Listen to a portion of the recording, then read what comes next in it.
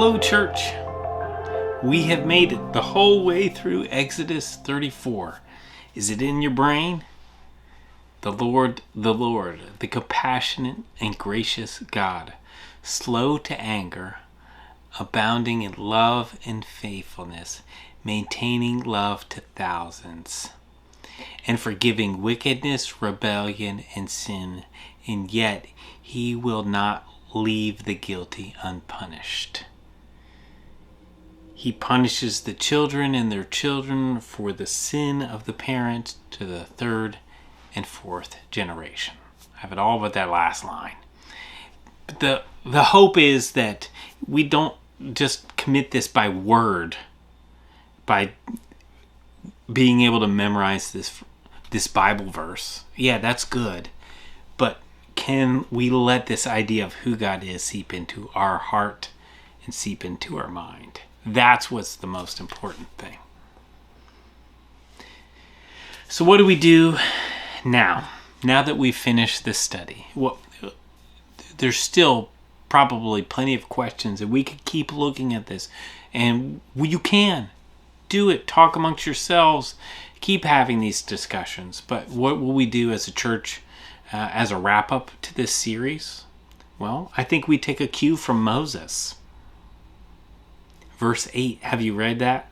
It says, Moses bowed to the ground at once and worshipped.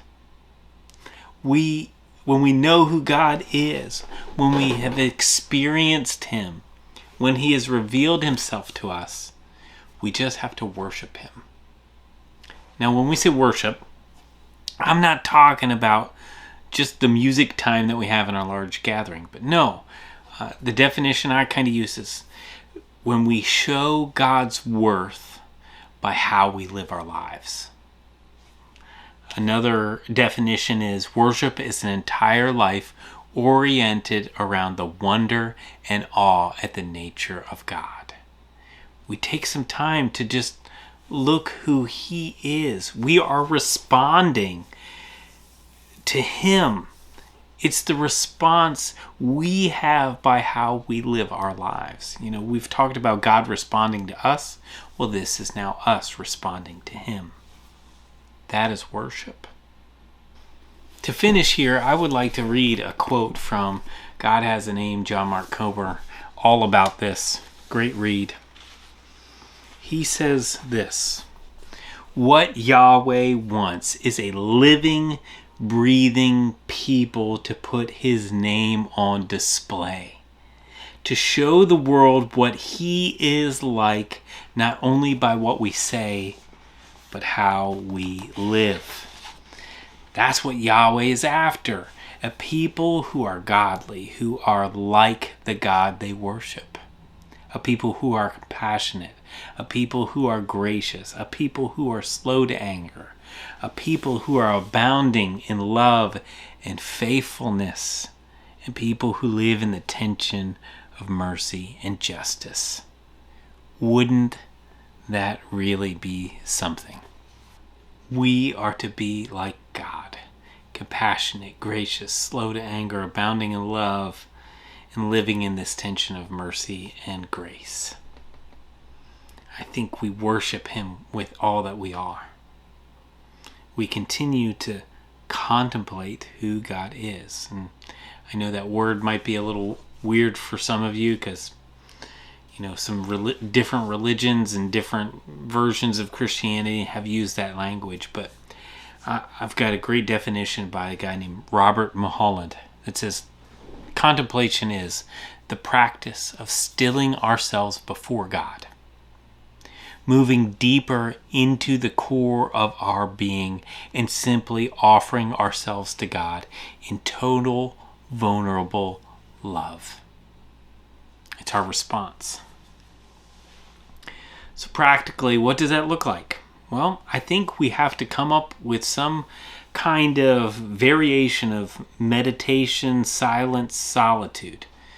Some time every day set apart for us to just spend time with God, to sit with him in the quiet, in the stillness, to hear his voice. There's no agenda, there's no trying to gain something or earn something. It's just spending time with him. In addition to that, then, I think we need to engage in the Word. This thing that God He has chosen to come alive through these words, through this book, these words on a page. He speaks to us.